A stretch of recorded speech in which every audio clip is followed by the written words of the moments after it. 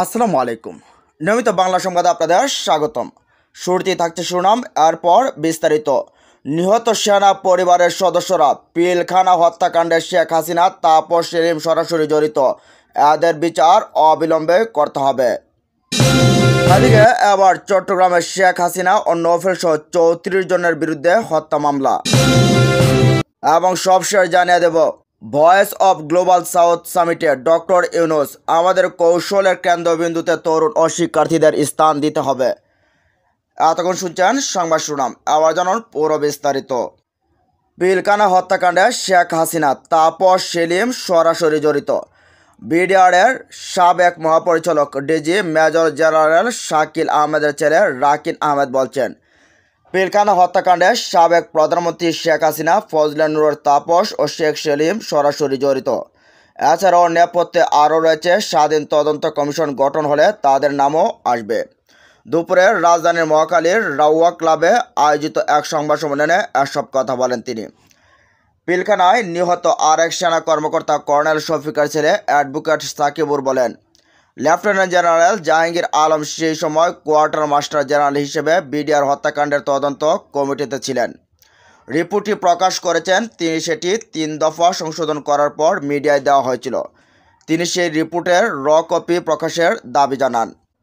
অন্য নিহত পরিবারের সদস্যরা বলেন, এই হত্যাকাণ্ডের পেছনে ভারতের হাত রয়েছে। এছাড়াও হত্যাকাণ্ডের ঘটনায় ডাল ভাত নিয়ে দ্বন্দ্বের যে কথা প্রচার করা হয় তা সত্য নয়। এ হত্যাকাণ্ডটি ভিন্ন খাতে নিতেই এমন কথা প্রচার করা হয়েছিল। নিহতদের পরিবাররা 25শে ফেব্রুয়ারিতে বিডিআর বিদ্রোহ না বলে বিডিআর হত্যাকাণ্ড বলার জন্য সকলের প্রতি অনুরোধ করেন।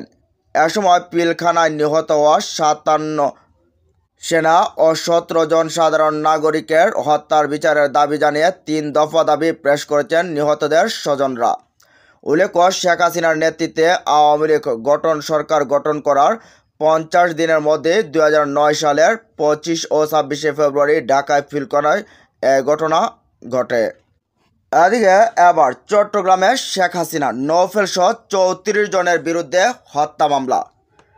চট্টগ্রামের বৈষম্য বিরোধী ছাত্র আন্দোলন চলাকালে গুলিতে 2 শিক্ষার্থী সহ 3 জন নিহতের ঘটনায় আওয়ামী লীগ সভানেত্রী ও সাবেক প্রধানমন্ত্রী শেখ হাসিনা এবং সাবেক শিক্ষামন্ত্রী মহিবুল হাসান চৌধুরী নৌফেল সহ দলটির চট্টগ্রামের 34 নেতাকর্মীর নামে এবং অজ্ঞাতনামা 40 থেকে 50 জনকে আসামি করে হত্যা মামলা করা হয়েছে। মামলায় আসামিদের মধ্যে চট্টগ্রাম সিটি কর্পোরেশন 3 জন কাউন্সিলর, ছাত্রলীগ, যুবলীগ ও স্বেচ্ছাসেবক লীগের ন্যাচ আলোচিত নেতা কর্মীদের আসামি করা হয়েছে। চট্টগ্রাম নগরের নওগাঁও থানায় গতকাল শুক্রবার রাতে এ হত্যা মামলা দায়ের করা হয়। আন্দোলনের সময় গুলিতে নিহত নগরের বায়েজিদে আকিশা খান দেউলিয়া ডিগ্রি কলেজের এসএসসি পরীক্ষার্থী তানভীর সিদ্দিকীর চাচা মোহাম্মদ পারভেজ এ মামলা করেছেন।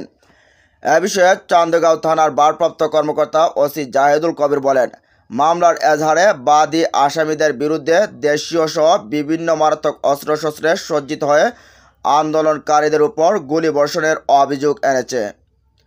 এতে বাদীর ভাতিজা তানভীর আরাফাত সিদ্দিকী গুলিবিদ্ধ হয় এবং পরে হাসপাতালে মারা যায়।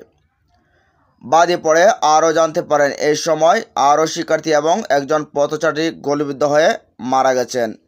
এদিকে ভয়েস অফ গ্লোবাল সাউথ সামিটে ডক্টর মোহাম্মদ ইউনূস, তিনি বলেন, আমাদের কৌশলের কেন্দ্রবিন্দুতে তরুণ ও শিক্ষার্থীদের স্থান দিতে হবে।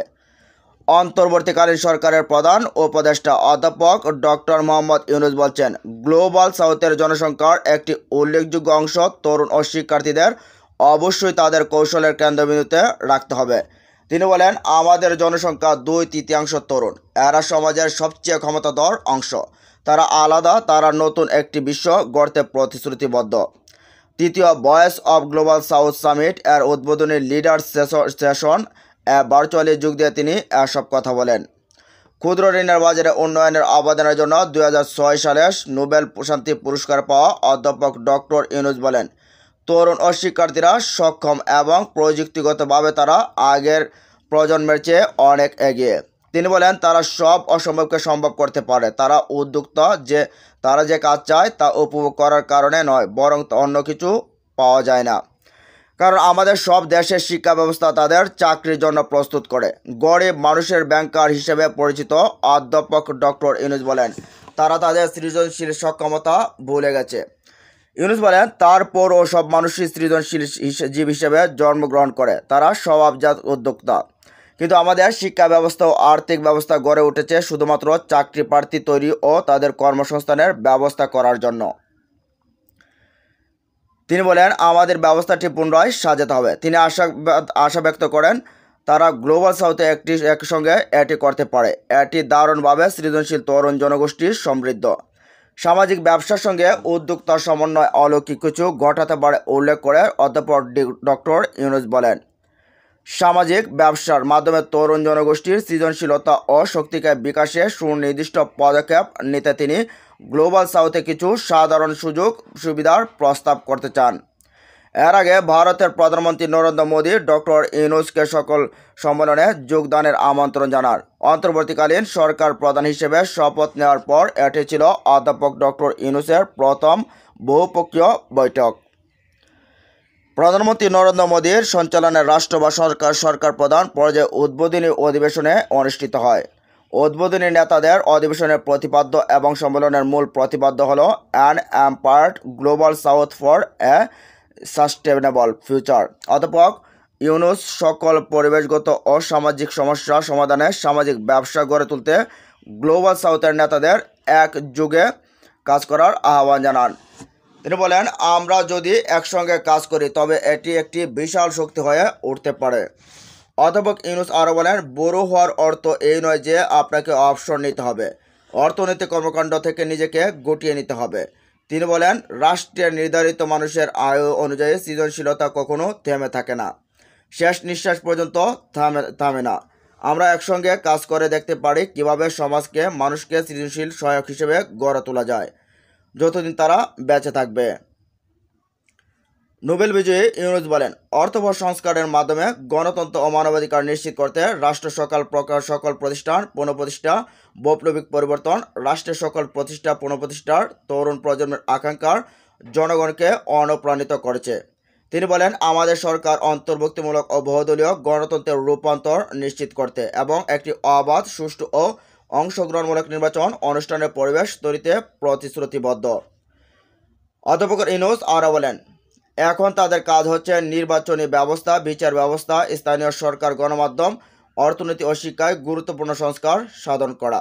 তিনি বলেন, আমি আপনাদেরকে শিগগিরই ঢাকা সফরে আমন্ত্রণ জানাচ্ছি, অন্যথায় আপনি গুরুত্বপূর্ণ কিছু মিস করতে পারেন।